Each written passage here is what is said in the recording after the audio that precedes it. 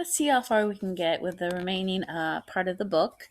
This chapter is called Remembering. Bob and Ruby sleep on. I don't sleep. I think about the promise that I made to Stella and the pictures I've made for Ruby. And I remember. I remember it all. We were clinging to our mother, my sister and I, when the humans killed her. They shot my father next. Then they chopped off their hands, their feet, and their heads. Something else to buy. There is a cluttered, musty store near my cage. They sell an ashtray there. It's made from the hand of a gorilla. Another Ivan. When morning comes and the parking lot glimmers with dew, I see the billboard on the highway. There I am, the one and only Ivan, bathed in the pink light of dawn. I look so angry with my furrowed brow and clenched fists. I look the way my father did the day the men came. I am, I suppose, a peaceful sort. Mostly I watch the world go by and think about naps and bananas and yogurt raisins. But inside me, hidden, is another Ivan. He could tear a grown man's limb off a body. In the flicker of time it takes a snake's tongue to taste the air, he could taste revenge. He is the Ivan on the billboard. I stare at the one and only Ivan, at the faded picture of Stella, and I remember George and Mac on their ladders, adding the picture of Ruby to bring new visitors to Exit 8, Big Top Mall, and Video Arcade. I remember the story Ruby told, the one where the villagers came to rescue her. I hear Stella's kind, wise voice. Humans can surprise you sometimes. I look at my fingers coated in red paint, the color of blood, and I know how to keep my promise. Days. During the days, I wait, and during the night, I paint. I worry when Mac takes Ruby into the ring. He carries the claw stick with him all the time now. He doesn't use it. He doesn't have to. Ruby isn't fighting back anymore. She does whatever Mac asks. Nights. I close my eyes and I dip my fingers into the paint. When I'm done with one piece of paper, I set it aside to dry. It's so small, just one sheet, and I'm going to need so many. I move on to the next, and the next, and the next. It's a giant puzzle, and I'm making the pieces one by one. By morning, my floor is covered with paintings. I hide the paintings under my pool of dirty water before Mac can see them. I don't want them to end up in the gift store selling for $20 a piece, 25 with a frame. These paintings are for Ruby, every one of them. Project. Ivan, Ruby asks one morning when I'm trying to nap, why are you always so sleepy during the day? I'm working on a project at night, I tell her. What's a project? It's a thing, a painting. It's a painting for you, actually, I answer. Ruby looks pleased. Can I see it? Not yet. Ruby pokes with an annoyance at her roped foot. She takes a breath. Ivan, do I have to do the shows with Mac today? I'm afraid so. I'm sorry, Ruby. Ruby dips her trunk in her water bucket. That's okay, she said. I already knew the answer. Not right. It's night again and everyone's asleep. I look at the picture I've just made, one of dozens. It's smudged and torn in a muddy blur. I place it beside the others lining my floor. The colors are wrong. The shapes are off. It looks like nothing. It's not what I'm trying to create. It's not what it's meant to be. It's not right, and I don't know why. Across the parking lot, the billboard beckons, as it always does. Come to the Exit 8 Big Top Mall and Video Arcade, home of the one and only Ivan, mighty Silverback. If I could use human words to say what I need to say, this would all be so easy. Instead, I have my pots of paint and my ragged pages. I sigh. My fingertips glow like jungle flowers, and I try again. Going nowhere. I watch Ruby plod around the ring in the endless circles going nowhere. More visitors have been coming, but not many. Max says Ruby is not picking up the slack after all. He says he's cutting back on our food. He says he's turning off the heat at night to save money. Ruby looks thinner to me, more wrinkled than Stella ever was. Do you think Ruby's eating enough? I asked Bob. I don't know. I'll tell you one thing, though. You're sure as heck painting enough. Bob wrinkles his nose. That stench is unbelievable, and I found yellow paint in my tail this morning. Bob isn't happy about my night painting. He says it's unnatural. Now, while I work at my art, Bob sleeps on Not Tag. He claims he prefers her because she doesn't snore. He says her belly doesn't rise and fall and make him seasick. What is this plan of yours anyway? Bob asks. If you explained it to me, I could help. He gnaws at his tail. Maybe I could come up with something that doesn't involve, paint. I can't explain it, I tell him. It's an idea in my head, but I can't get it right. And anyway, I'm almost out of my supplies. I should have known I wouldn't have enough. I kick at my tire swing. It's splattered with drops of blue paint. It's a stupid idea. I doubt that, Bob says. Smelly, yes. Stupid, never. Bad guys. Most of the day I doze. Late in the afternoon, Mac approaches. Bob slips under the Not Tag, and he prefers to keep a low profile around Mac. Mac's gaze falls on my pool. A corner of one of my paintings is visible. What's that, big guy? He asks. I calmly eat an orange, ignoring him, but my heart is racing. Mac kicks at my plastic pool, and underneath it are all the paintings. Mac yanks on a piece of paper. It slips out easily, and he doesn't seem to notice the other paintings. The page is striped with green, which is what happens when blue paint and yellow paint get together. It's supposed to make a patch of grass. Not bad. Where'd you get the paint anyway? George's kid? He considers. I bet I can get 30 for this picture, maybe even 40. Mac turns on the TV. It's a Western. There's a human with a big hat and a small gun, and he has a shiny star pinned to his chest. That means he's the sheriff, and he will be getting rid of all the bad guys. If this sells quick, I'm getting you some more of that paint, buddy, Mac says. He walks away with my painting, Ruby's painting. For a moment, I imagine what it would feel like to be the sheriff. Ad.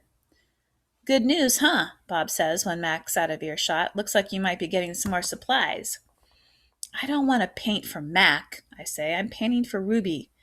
Well, you can do both. You're an artist after all, Bob says. While I watch the movie, I try to come up with a new hiding place for my paintings. Maybe I think I could fold them once they're dry and stuff them into Not Tag. It's a long movie. At the end, the sheriff marries the woman who owns the saloon, which is a watering hole for humans, but not horses. It's been a long time since I've seen a Western that was also a romance. I like that movie, I say to Bob. Too many horses and not enough dogs, he comments. An ad comes on. I don't understand ads. They're not like Westerns, where you know who the bad guy is supposed to be, and they're hardly ever romantic, unless the man and the woman are brushing their teeth before they face lick. I watch an ad for an underarm deodorant. How do you know who's who if they don't smell? I ask Bob. Humans reek, Bob replies. They just don't notice because they have incompetent noses. Another ad comes on. I see children and their parents buying tickets just like the tickets that Max sells. They laugh, enjoying their ice cream cones as they walk down a path. They pause to watch two sleepy-eyed cats, huge and striped, dozing in long grass. Tigers. I know because I saw them on a nature show once. Words flash on the screen, accompanied by a drawing of a red giraffe. The giraffe vanishes, and I see a human family staring at another kind of family, elephants, old and young. They're surrounded by rocks and trees and grass and room to wander. It's a wild cage, a zoo. I see where it begins and where it ends, the wall that says you are this and we are that, and that is how it will always be. It's not a perfect place. Even if it's just a few fleeting seconds on my TV screen, I can see that. A perfect place would not need walls. But it's the place I need. I gaze at the elephants and then I look over at Ruby, small and alone. Before the ad ends, I try to remember every last detail. Rocks, tree, tails, trunks. It's the picture I need to paint. Imagining. It's different now when I paint. I'm not painting what I see in front of me. A banana, an apple. I'm painting what I see in my head. Things that don't exist. At least, not yet. Not Tag. I pull out Not Tag's stuffing. Carefully, I fill her with my paintings, hiding them, so Mac won't sell them. She's large, bigger than Bob, but I still have to crumble a few of them. Bob tries to settle on her for a nap. You've killed her, he complains. I had to, I say. I miss your stomach. Bob admits, it's so spacious. When Julia arrives, she notices that I've used up my paints and paper. Wow, you're one serious artist, Ivan, Julia says. One more thing. My finger painting has sold for $40 with frame. Mac is happy. He brings me a huge pile of paper and big buckets of paint. Get to work, he says. I paint for Mac during the day and for Ruby at night. I nap when I can. But my nighttime picture isn't quite right. It's big, that's for sure. When I place all the pieces on the floor of my cage, side by side, the cement is almost completely covered, but something is still missing. Bob says I'm crazy. There's Ruby, he says, pointing with his nose. There's the zoo. There are other elephants. What's wrong with it? It needs one more thing, I say. Bob groans. You're being a temperamental artist. What could be missing? I stare at the huge colors and shapes. I don't know how to explain to Bob that it isn't done yet. I'll just have to wait, I say at last. Something will come to me, and then I'll know my painting is finally ready. The 7 o'clock show. During the last show of the day, Ruby seems tired. When she stumbles, Mac reaches for the claw stick. I tense, waiting for her to strike back. Ruby doesn't even flinch. She just keeps plodding along, and after a while, Snickers jumps onto her back. 12. I lie in my cage with Bob on my stomach. We are watching Julia do her homework. She doesn't seem to be enjoying it. I can tell because she is sighing more than usual. Again, for the 100th time, or maybe the 1,000th time, I wonder what is missing from my painting. And for the 100th or maybe the 1,000th time, I don't have an answer. Dad, Julia says as George passes by with a mop, can I ask you a question? May I? George corrects. Ask away. Julia glanced down at her piece of paper. What's the difference between the words principal, Principal, and the one spelled principal, Principle? The first one is the head of a school, like Miss Garcia. The second one is a belief that helps you know what's right or wrong. He smiles. For example, it's against my principles to do my daughter's homework. Julia groans. If I'm going to be an artist when I grow up, why do I need to know how to spell? With a laugh, George heads off. Poor Julia, I think. Gorillas get by just fine without learning how to spell. All those endless letters, those sticks and circles and zigzags, filling up books and magazines, billboards and candy wrappers. Words. Humans love their words. I leap up. Bob goes flying straight into my pool. A word. You know how I feel about wet feet, Bob yells. He scrambles out of the water, shaking each foot in dismay. I look out my window at the billboard. I can still hear Mac's voice in my head. Come to the Exit 8 Big Top Mall, the Video Arcade, home of the one and only Ivan Mighty Silverback. I count to 12, and then I count again, just to be sure. I wonder what that means, counting to 12. H. I lay out 16 pieces of poster board, 4 down, 4 across, a perfect square. What are you up to? Bob demands. I'm guessing it doesn't involve sleep. It has to do with a billboard. That signs a monstrosity, particularly since I'm not featured. I grab my bucket of red paint. You're not on the billboard because you're not in the show, I point out. Technically, I don't even live here, Bob says with a sniff. I'm homeless by choice. I know, I'm just saying. I study the billboard and then I make 2 fat lines like the broom handles. Another fat line connects them. I stand back. What do you think? What is it? No, wait, let me guess. A ladder? Not a ladder. I say a letter. At least I think that's what they're called. I have to make 3 more. Bob cuddles up next to Knot Tag. Why? He asks. Because then I'll have a word, a very important word.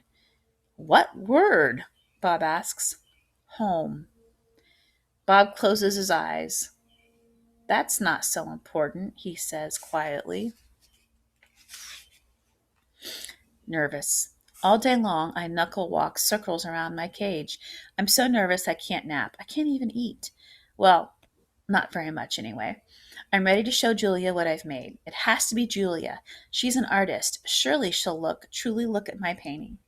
She won't notice the smudges and the tears. She won't care if the pieces don't quite fit together. She'll see past all of that. Surely Julia will see what I've imagined. I watch Ruby trudge solemnly through the 4 o'clock show, and I wonder, what will happen if I fail? What if I can't make Julia understand? But of course, I know the answer. Nothing. Nothing will happen. Ruby will remain the main attraction at the Exit 8 Big Top Mall and Video Arcade, conveniently located off I-95 with a show at 2, 4, 7, 365 days a year after year after year after year. Showing Julia. It's time to show my work. The mall is silent except for Thelma the macaw, who is practicing a new phrase. Uh-oh. Julia is finishing her homework. George is sweeping outside. Mac has gone home for the night. I grab Not Tag and carefully pull out the folded pages. So many paintings, page after page, piece after piece of my giant puzzle. I pound on my glass and Julia glances over. Fingers trembling, I hold up one of my paintings. It's brown and green, a corner piece. Julia smiles. I display another picture, then another, and then another, each one a tiny part of the whole. Julia looks confused. But what is it? She asks. She shrugs. It doesn't matter. It's pretty just as it is. Uh-oh, says Thelma. No, I think. No, it does matter. More paintings. George calls out to Julia. He's done for the night. Grab your backpack and hurry, it's late. Gotta go, Ivan, Julia says. Julia doesn't understand. I have to find the right pieces. I dig through the pile. They're here somewhere. I know they are. I find one, and then another, and then another. I try to hold 4 of them up against the glass. Bob, I say, help me, hurry. Bob grabs paintings with his teeth and drags them to me. One by one, I shove pictures through the window crack. They crumble and tear. There are too many pieces, and my puzzle is too big. Careful, Ivan, Julia says. Those might be worth millions some day. You never know. She arranges the paintings into a neat stack. I suppose Mac's going to want to sell these in the gift shop. She still doesn't understand. I shove more out of the hole and more, and all of them one after another. So Ivan's been painting, has he? George says as he puts on his coat. A lot, says Julia with a laugh. A whole lot. You're not taking all those home with you, are you? George asks. I mean, no offense to Ivan, but they're just blobs. Julia thumbs through the towering stack of paintings. They might not be blobs to Ivan.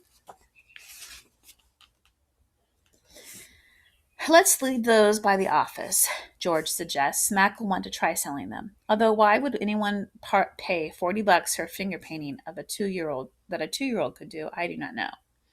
I like Ivan's work, Julia says, and he puts his feelings into them. He puts his hair into them, George says. Julia waves goodbye. Night, Ivan. Night, Bob. I press my nose against the glass and watch her walk away. All my work, all my planning, wasted. I look at Ruby sleeping soundly, and suddenly I know she'll never leave the Big Top Mall. She'll be here forever, just like Stella. I can't let Ruby be another one and only. Chest beating. Often, when visitors come to see me, they beat their hands against their puny chests, pretending to be me. They pound away, soundless as the wet wings of a new butterfly. The chest beating of a mad gorilla is not something you ever want to hear, not even if you're wearing earplugs. Not even if you're 3 miles away wearing earplugs. A real chest beating sends the whole jungle running, as if the sky has broken open, as if men with guns are near. Angry. Thump. The sound, my sound, echoes through the mall. George and Julia spin around. Julia drops her backpack. George drops his keys. The pile of pictures go flying. Thump, thump, thump. I bounce off the walls. I screech and bellow. I beat and beat and beat my chest. Bob hides under Not Tag, his paws over his ears. I'm angry at last. I have someone to protect. Puzzle pieces. After a long while, I grow quiet. I sit. It's hard work being angry. Julia looks at me with wide, disbelieving eyes.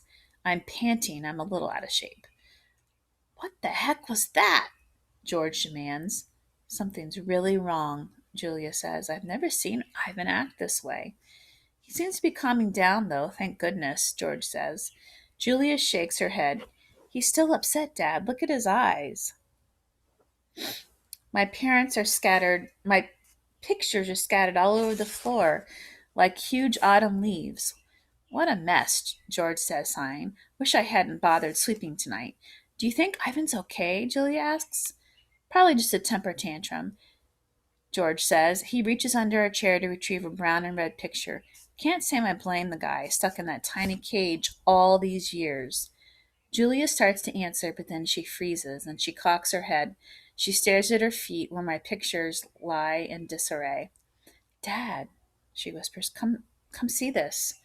I'm sure he's another Rembrandt. Let's pick these up and get going, Jules. I'm exhausted. Dad, seriously, look at this.